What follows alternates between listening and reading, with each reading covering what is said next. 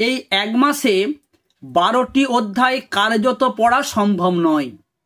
সেই কথাকে মাথায় রেখে যারা সিলেবাসটাকে এখনো শেষ করতে পারোনি তাদের জন্য আমি স্পেশাল কয়েকটি অধ্যায় বলে দেব এবং সেই অধ্যায় থেকে 10-12টি প্রশ্ন তোমাদেরকে জানিয়ে দেব। তোমাদেরকে অনুরোধ করব তোমরা পুরো ভিডিওটা আজকে একটুও না টেনে দেখতে। আমি যেভাবে তোমাদেরকে তৈরি করতে বলবো, যে প্রশ্নগুলোকে জোর দিয়ে তৈরি করতে বলবো, তোমরা যদি সেই প্রশ্নগুলোকে একটু জোর দিয়ে ভালো করে প্র্যাকটিস করতে পারো, এই এক মাসের মধ্যেই তোমাদেরকে আমি জোর দিয়ে বলছি 100% তুমি কমন পাবেই পাবে। আর যারা অলরেডি সিলেবাসটাকে শেষ করে ফেলেছো, যারা রিস্ক নিতে চাইছো না, তাদের জন্য আমি অধ্যায় ভিত্তিক প্রশ্ন জানিয়ে দেব। তাই তোমরা প্রথম থেকে শেষ পর্যন্ত ভিডিওটি দেখো। যদি তোমার ভালো লাগে তবেই তুমি ভিডিওতে লাইক কমেন্ট করো, না হলে করার দরকার নেই। তোমাদেরকে বলবো তোমরা এই অংশটা খুব ভালো করে একটু বুঝে নাও। গ্রুপে এখানে রয়েছে তোমাদের প্রথমের 3টি অধ্যায়। এই 3টি অধ্যায় থেকে তোমাদের 3টে প্রশ্ন দেওয়া হবে, তোমাকে উত্তর লিখতে হবে যে কোনো 2টি প্রশ্ন। তোমরা কিভাবে প্রশ্নগুলো তৈরি করবে? যারা অঙ্ক ভালো পারো তোমাদের বলবো, তোমরা অবশ্যই যদি অঙ্ক ভালো পারো তাহলে তৃতীয় অধ্যায়ের যে অঙ্কগুলি আমি তোমাদেরকে জানাবো খুব ভালো করে প্র্যাকটিস করবে, তাহলে তোমরা একটা প্রশ্ন শিওর কমন পেয়ে গেলে। তোমাদের হাতে আসে আর কি 2টো অধ্যায়। এই 2টো অধ্যায়ের মধ্যে আমি তোমাদেরকে বলবো প্রথম অধ্যায় থেকে তুমি 3-4টি প্রশ্ন খুব ভালো করে তৈরি করে নাও, সেখান থেকে তুমি একটি প্রশ্ন কমন পেয়ে যাবে, দ্বিতীয় অধ্যায় আর করতে হবে না। আর যারা অঙ্কেতে দুর্বল, যাদের অঙ্ক সম্পর্কে একটু ডাউট আছে, তাদেরকে বলবো অঙ্ক করার দরকার নেই। তুমি প্রথমের 2টি অধ্যায় থেকে আমি যে প্রশ্নগুলি জানাবো তুমি অবশ্যই সেইগুলি ভালো করে তৈরি করো, তাহলেই তুমি 2টো অধ্যায়ে 2টো প্রশ্ন শিওর কমন পেয়ে যাবে। কোন প্রশ্নগুলো করবে দেখে নাও। প্রথম অধ্যায়ে তোমরা প্রশ্ন করো আগ্রহ কাকে বলে, শিক্ষাক্ষেত্রে আগ্রহের গুরুত্ব লেখো। দেখো আমি 5টা স্টার চিহ্ন দিয়েছি।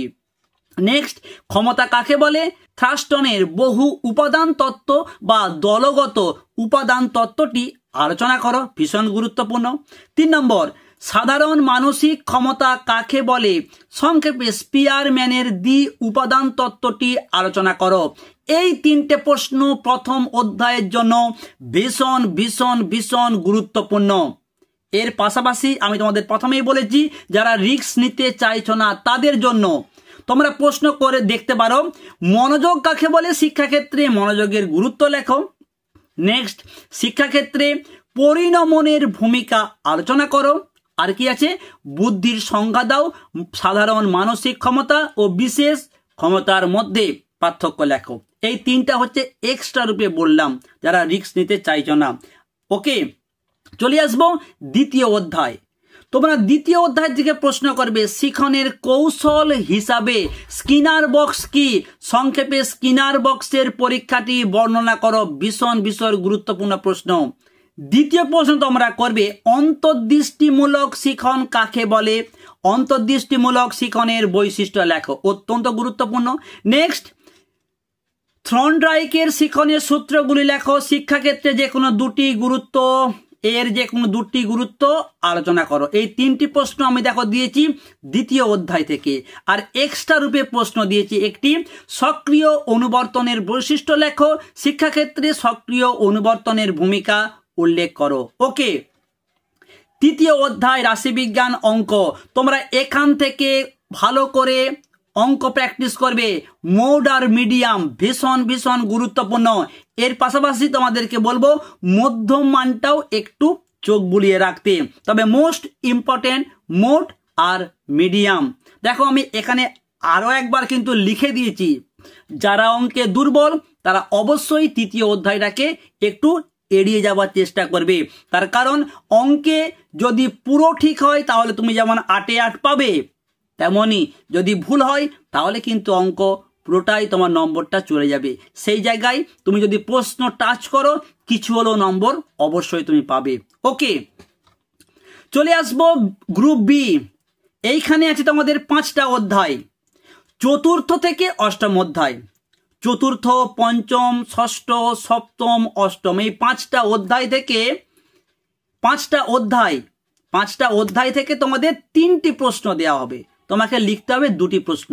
আমি কিন্তু প্রত্যেকটি অধ্যায় থেকে একটি একটি করে প্রশ্ন দিয়েছি, তোমরা আগে প্রশ্নগুলো দেখে নাও, তারপর আমি বলছি যে কোন অধ্যায়টাকে তোমরা বাদ দিয়ে পড়াশোনা করবে। ওকে, চতুর্থ অধ্যায়ে দেখো একটি প্রশ্ন দিয়েছি, সমসুযোগ বলতে কি বোঝো, শিক্ষায় সমসুযোগের ধারণাটি ব্যাখ্যা করো। অত্যন্ত গুরুত্বপূর্ণ একটি প্রশ্ন।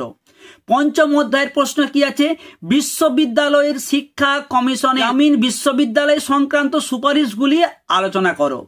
ষষ্ঠ অধ্যায়ে দেখো প্রশ্ন দিয়েছি, মাধ্যমিক শিক্ষার লক্ষ্য ও উদ্দেশ্যগুলি কি কি, এই প্রসঙ্গে সপ্ত প্রবাহ ধারণাটি বর্ণনা করো।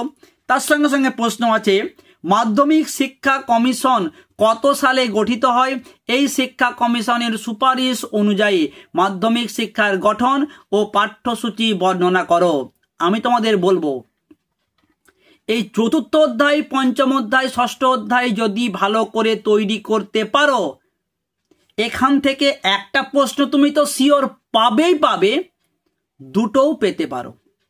তবে রিস্ক না নিয়ে আমি তোমাদের বলবো, সপ্তম অধ্যায় আর অষ্টম অধ্যায়ের মধ্যে যে কোনো একটা অধ্যায় তোমরা ভালো করে একটা তৈরি করে রাখবে। ওকে, তাহলে তুমি চোখ বুজিয়ে কমন পাবে প্রশ্ন। কি আছে সপ্তম অধ্যায়ের প্রশ্ন দেখো, প্রাথমিক শিক্ষা সংক্রান্ত কোঠারি কমিশনের সুপারিশগুলি আলোচনা করো। কোঠারি কমিশনের সুপারিশ অনুযায়ী প্রাক প্রাথমিক শিক্ষার পাঠ্যক্রম সম্পর্কে আলোচনা করো। মাত্র আমি 2টি প্রশ্ন দিয়েছি, ঠিক আছে। অতিরিক্ত রূপে তোমাদের প্রশ্ন দিচ্ছি, দেখো একটি, কোঠারি কমিশনের সুপারিশ অনুযায়ী মাধ্যমিক শিক্ষার কাঠামো ও পাঠ্যক্রম সম্পর্কে আলোচনা করো। চলে আসবো অষ্টম অধ্যায়, এখানেও দেখো আমি 2টি প্রশ্ন দিয়েছি। 1886 সালের জাতীয় শিক্ষানীতির মূল সুপারিশগুলি কি কি, মোস্ট একটি ইম্পর্টেন্ট প্রশ্ন। এর পাশাপাশি তোমাদের প্রশ্ন দিয়েছে কি, অপারেশন ব্ল্যাকবোর্ড বলতে কি বোঝো। 1986 সালে জাতীয় শিক্ষানীতিতে অপারেশন ব্ল্যাকবোর্ড ও নবোদয় বিদ্যালয় গঠনের ক্ষেত্রে কি কি সুপারিশের কথা বলা হয়েছে, একটি মোস্ট ইম্পর্টেন্ট প্রশ্ন। আমি তোমাদের বলতে পারি সপ্তমের থেকেও অষ্টম অধ্যায়টা মোস্ট গুরুত্বপূর্ণ। ওকে, চলে আসবো গ্রুপ সি।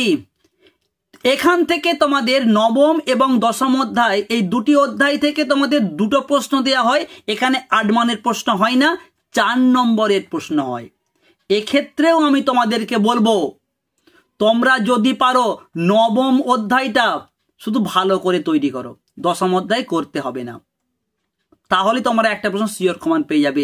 দশম অধ্যায় করবে না, জাস্ট নবম অধ্যায়টা করো, এখান থেকেই তুমি একটা 4 নম্বরের প্রশ্ন কমন পেয়ে যাবে। কি প্রশ্ন আছে দেখো, দৃষ্টিহীন শিশুদের শিক্ষার প্রধান উদ্দেশ্যগুলি কি কি, দেখো আমি 5টা স্টার চিহ্ন দিয়েছি।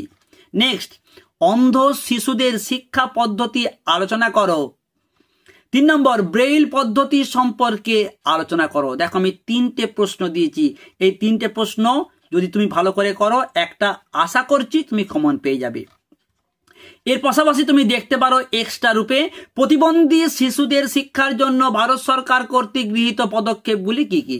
ওকে, দশম অধ্যায়, সর্বশিক্ষা অভিযানের মূল উদ্দেশ্যগুলি কি কি, কার্যকারী সাক্ষরতা সম্পর্কে আলোচনা করো। এখানেও দেখো তোমাদেরকে আরো একটা আমি এক্সট্রা রূপে প্রশ্ন দিয়েছি, একটু তৈরি করে রাখতে পারো। চলে আসবো গ্রুপ ডি শেষ অধ্যায়, একাদশ এবং দ্বাদশ। এখান থেকেও তোমাদের 4 মানের একটি প্রশ্নের উত্তর লিখতে হয়। এই 2টি অধ্যায় থেকে 2টি প্রশ্ন দেওয়া হয়। তোমাদেরকে আমি স্পেশালি বলবো, যার যেটা ভালো লাগে, যদি কেউ মনে করো যে আমি একাদশ অধ্যায়টা লিখবো, দ্বাদশ অধ্যায়টা পড়বো না সে, তাহলে কি হয়, আমি তোমাদের বলতে পারি তোমরা একাদশ অধ্যায়টাই করো। একাদশ অধ্যায়ের এই প্রশ্নগুলি করলেই তুমি কমন পেয়ে যাবে, 12 অধ্যায় পড়ার দরকার নেই। ওকে, তাহলেই হবে। কি কি প্রশ্ন আছে দেখে নাও। শিক্ষার একটি উদ্দেশ্য হলো একত্রে বসবাসের জন্য শিক্ষা, কিভাবে শিক্ষা দ্বারা এ উদ্দেশ্য পূরণ সম্ভব, অত্যন্ত গুরুত্বপূর্ণ। তোমাদেরকে আমি নেক্সট প্রশ্ন বলার আগে একটা কথা বলতে চাই, যেটা স্যার বলে দিয়েছেন, যে এই প্রশ্নগুলোকে কিন্তু অনেক সময় একটু ঘুরিয়ে দেওয়া হয়। তোমরা কিন্তু প্রশ্নটা ভালো করে পড়বে, কেমন তাহলে তোমরা প্রত্যেকটি প্রশ্নের কিন্তু উত্তর লিখতে পারবে। নেক্সট কি প্রশ্ন আছে, জ্ঞান অর্জনের শিক্ষার উদ্দেশ্য পূরণে বিদ্যালয়ের ভূমিকা লেখো, আর কর্মের জন্য শিক্ষার উদ্দেশ্য পূরণে বিদ্যালয়ের ভূমিকা লেখো। দেখো আমি 3টে প্রশ্ন দিয়েছি, ভালো করে তোমাদের অবশ্যই তৈরি করতে হবে। দ্বাদশ অধ্যায়ে আসার আগে তোমাদেরকে বলবো, যারা এই মুহূর্তে ভিডিওটা দেখছো প্লিজ ভিডিওতে একটা লাইক করে দাও, আর চ্যানেলটাকে সাবস্ক্রাইব করে পাশের বেল আইকনটা প্রেস করে নোটিফিকেশনটা অল করে রাখো। তোমাদের জন্য আমি already last minute suggestion post করে দিয়েছি, আর কয়েক সাবজেক্ট বাকি আছে, খুব তাড়াতাড়ি পোস্ট করে দেব। চ্যানেলে গিয়ে অবশ্যই দেখে নাও কেমন। দ্বাদশ অধ্যায়ের প্রথম প্রশ্ন, শিক্ষা প্রযুক্তি কাকে বলে, শিক্ষাক্ষেত্রে প্রযুক্তির ব্যবহার লেখো। দেখো আমি এই প্রশ্নে 5টা স্টার চিহ্ন দিয়েছি। নেক্সট, শিক্ষাক্ষেত্রে ইন্টারনেটের ব্যবহার লেখো। আর একটি প্রশ্ন আছে, কম্পিউটার ভিত্তিক শিক্ষার সুবিধা ও অসুবিধাগুলি লেখো। এই ছিল তোমাদের টোটাল এডুকেশনের ফাইনাল সাজেশন অধ্যায় ভিত্তিক। তোমাদেরকে যেইভাবে পড়তে বললাম তোমরা পড়ো, প্রত্যেকটি প্রশ্ন তোমরা শিওর কমন পাবে। গত বছরও এসেছিল, এই বছরও 100% আসবে, এই আশা তোমরা রাখতেই পারো। সকলের জন্য রইল অনেক অনেক শুভেচ্ছা।